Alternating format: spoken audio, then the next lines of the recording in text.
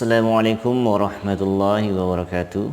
Sahabat ngaji, bertemu lagi dengan saya Sultan Abu Wahda.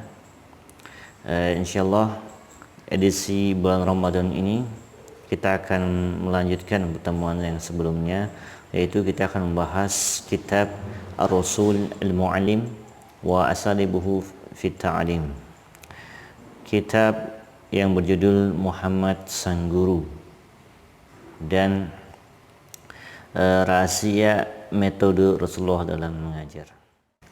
Kitab ini dikarang oleh ulama besar Suriah, Syekh Abdul Fattah Abu Ghuddah, dan beliau juga salah satu pendiri Universitas Muhammad Ibn Saud di Arab Saudi. Silahkan cek video sebelumnya bagi yang baru mengikuti. Kita akan bahas 40 metode Rasulullah dalam mengajar. Dan perlu diketahui juga oleh sahabat ngaji pendidikan anak bahwa kitab ini sebenarnya dibagi menjadi dua bagian. Bagian yang pertama berisi tentang bagaimana dalil dan kesaksian sejarah atas sempurnanya metode pengajaran Rasulullah. Kemudian bagian kedua barulah disebutkan metode Rasulullah dalam mengajar. Ada 40 metode. Insyaallah biidznillah, semoga di Ramadan ini kita bisa menyelesaikan pembahasan 40 metode tersebut. Baiklah teman-teman, kita akan membahas bagaimana kesaksian sejarah atas sempurnanya pengajaran Rasul. Jadi tokoh-tokoh pendidikan maupun tokoh-tokoh ulama sirah nabawiyah, ulama sejarah Islam, mereka pun sempat mengatakan, ada ulama besar dalam sejarah Islam mengatakan bahwa tidaklah Rasul wafat kecuali Rasulullah melahirkan 2000 pemimpin. Bayangkan teman-teman, 2000 pemimpin yang tidak hanya bisa memimpin Jazirah Arab, tapi mereka itu bisa memimpin dunia. Tadi Rasul wafat itu telah mendidik dan melahirkan 2000 pemimpin untuk memakmurkan seluruh dunia.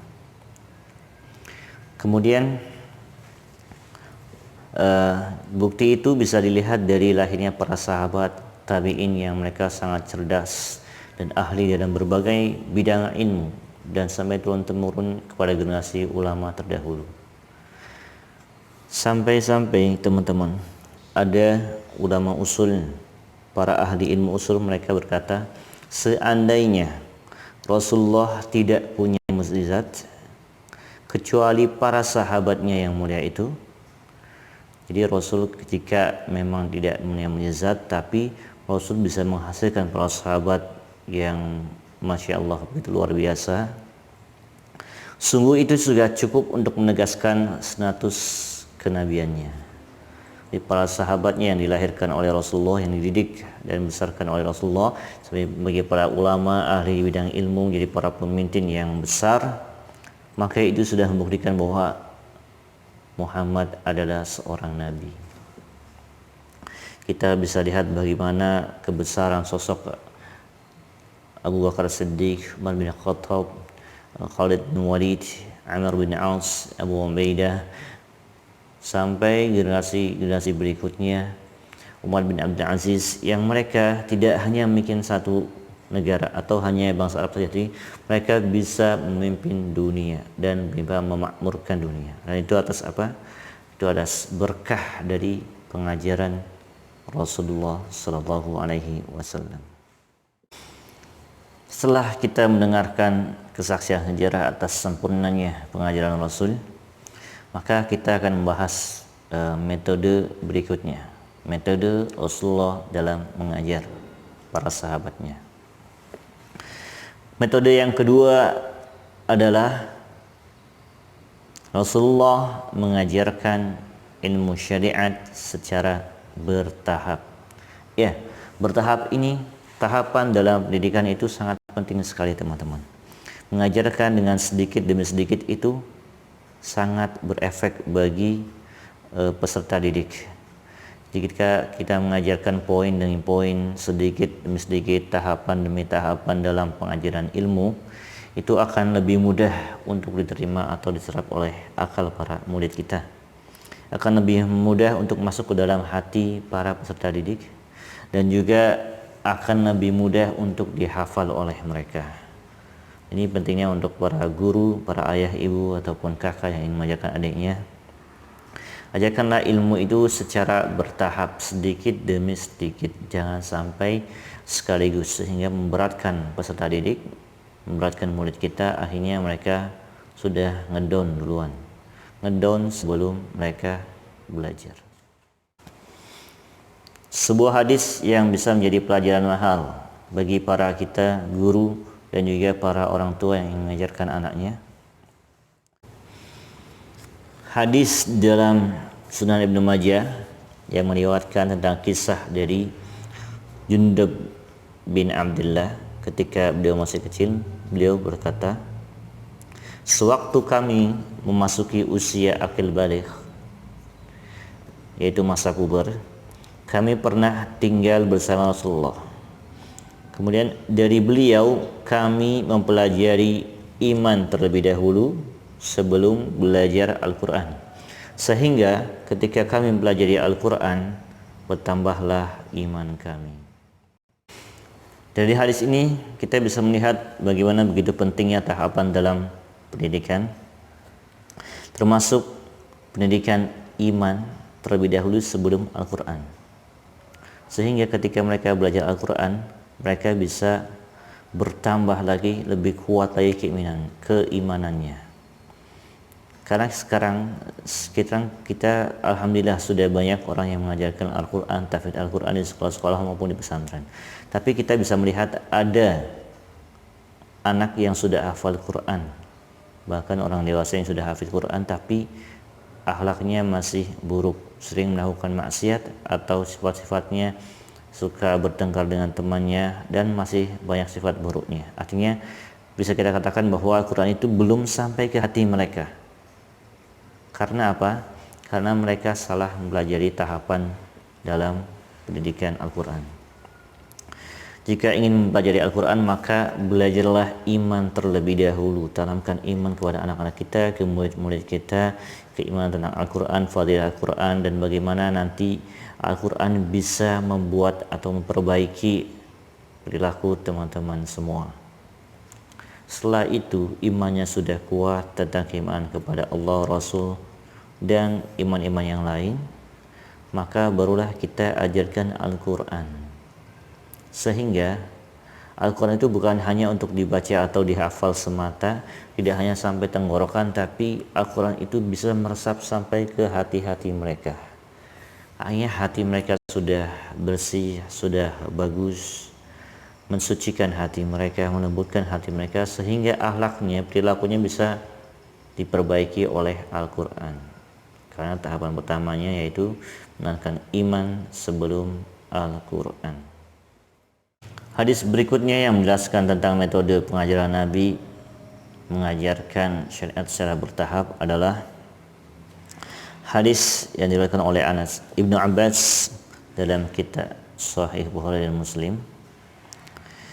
Ibnu Abbas radhiyallahu anhu, ketika Nabi mengutus Mu'adz bin Jabal ke Yaman, beliau berwasiat kepada Mu'adz bin Jabal itu, saudara akan datangi atau bertemu dengan umat ahli kitab. Serulah mereka supaya bersaksi bahwa tiada Tuhan selain Allah dan aku adalah utusannya. Jika mereka telah patuh atau menerima seruan itu, beritahu mereka bahwa Allah mewajibkan orang-orang kaya di antara mereka untuk bersedekah atau membayar zakat kepada orang-orang miskin di antara mereka pula. Jika mereka telah mentaati kewajiban itu, maka hormatilah harta mereka dan takutilah doa orang-orang yang teraniaya, sebab sungguh tiada penghalang antara doa mereka dan Allah. Dari hadis ini kita bisa mengambil pelajaran bahwa Nabi itu ketika mengajarkan syariat kepada umatnya melalui tahapan, teman-teman. Mengajarkan yang penting dulu, kemudian baru setelahnya. Ayah dan bunda maupun para guru juga harus sepatutnya mencontoh Nabi tahapan mengajarkan dengan tahapan ilmu, karena jika Nabi mengajarkan syariat secara langsung semuanya, dan saya umatnya akan keberatan dan akan kabur. Maka metode ini mengajarkan dengan tahapan seperti yang diajarkan ke tadi Mu'adz bin Jabal, bahwa ajak mereka untuk bersyahadat, bersaksi masuk Islam dulu. Setelah mereka sudah taat masuk Islam, baru ajarkan syariat zakat. Mereka harus membagi harta mereka dari orang kaya kepada orang miskin. Syariat sholat pun demikian, syariat puasa pun demikian, datangnya setelah nanti sebenarnya. Nabi mengajarkan Islam dulu di Makkah selama 13 tahun, itu hanya ada syariat sholat saja, belum ada syariat puasa, zakat, dan lain perang dan lain-lain, belum ada. Nabi menanamkan iman selama 13 tahun, kemudian nanti setelah di Madinah barulah hijrah ke Madinah, barulah diajarkan syariat-syariat yang lain.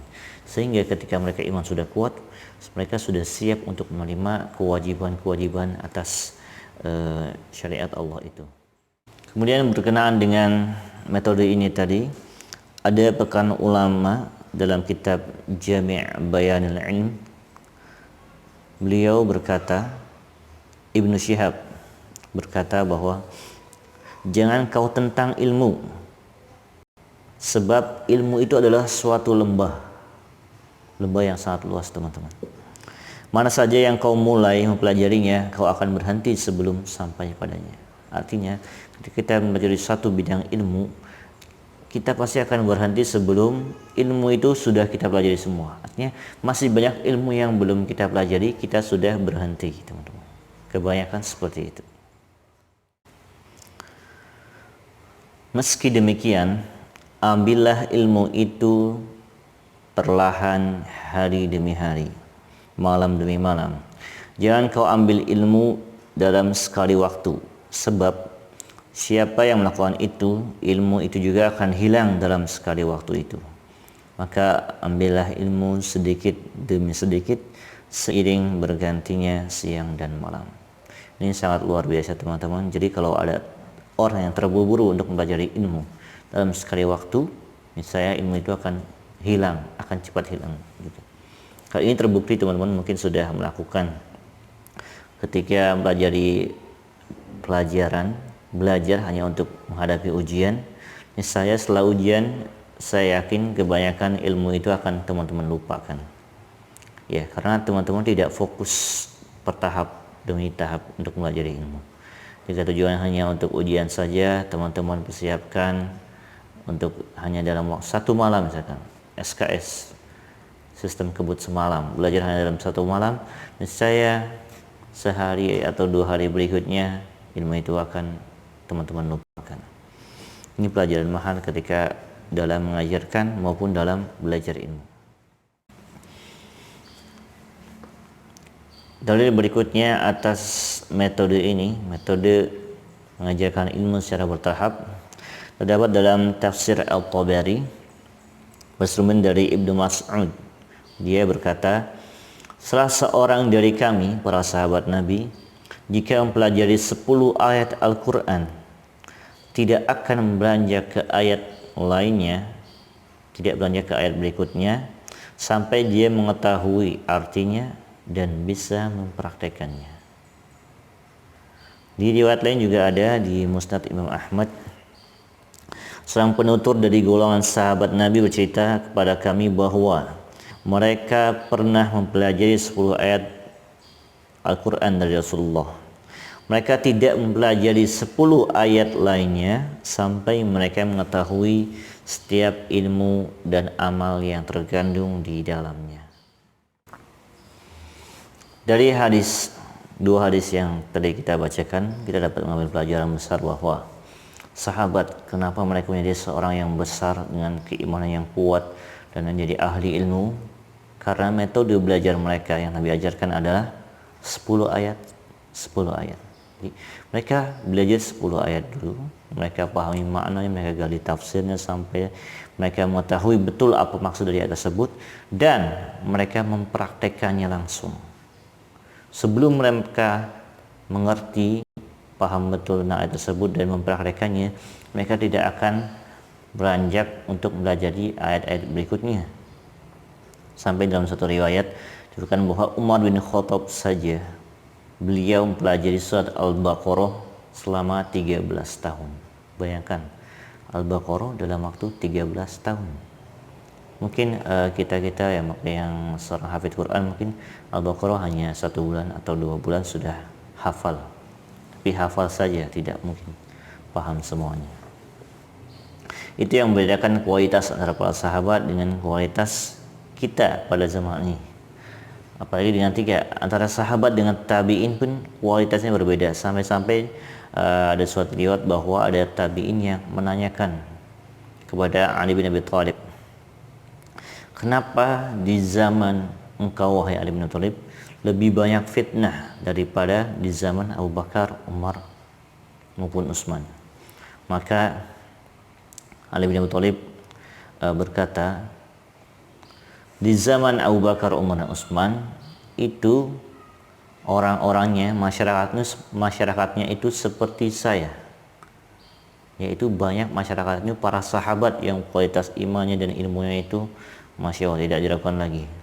Tapi di zamanku ini, di zaman Khalifahan Ali bin Abi Thalib ini, masyarakatnya adalah seperti engkau. Artinya masyarakatnya kebanyakan tabi'in, generasi tabi'in, di bawahnya para sahabat, karena sahabat-sahabat sudah banyak yang meninggal dunia. Maka dari situlah terjadi beberapa banyak fitnah sampai Ali bin Abi Thalib nanti dilengsarkan dari kekhalifahannya. Kemudian ada satu riwayat juga menyebutkan bahwa seorang sahabat pernah berkata kepada tabi'in, kenapa kualitas mereka berbeda? Padahal kalau ilmu tabi'in banyak yang hafal, banyak beberapa ilmu, hafal Al-Quran, hafal tafsir dan lain-lain. Sedangkan para sahabat ketika Nabi Muhammad masih hidup, mereka sedikit yang hafal Quran. Hanya beberapa orang saja yang sudah hafal Quran. Tapi alhamdulillah setelah wafatnya Nabi, mereka alhamdulillah para sahabat hafal Quran.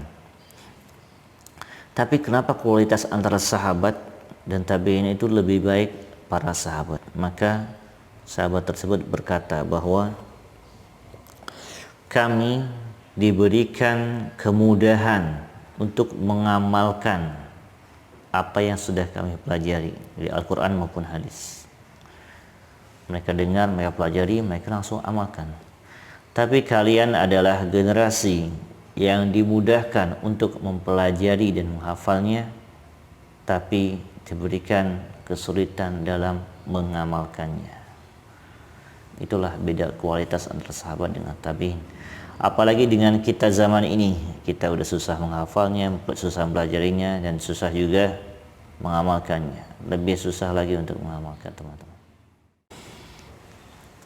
Itulah metode pengajaran Rasulullah yang kedua, dan kita bisa mengambil hikmah bahwa tahapan dalam pendidikan itu sangat penting. Kita bisa lihat di zaman sekarang banyak sekolah atau kurikulum yang diajarkan itu tidak sesuai tahapannya, sehingga banyak orang yang tidak dapat mengambil manfaat dari tersebut.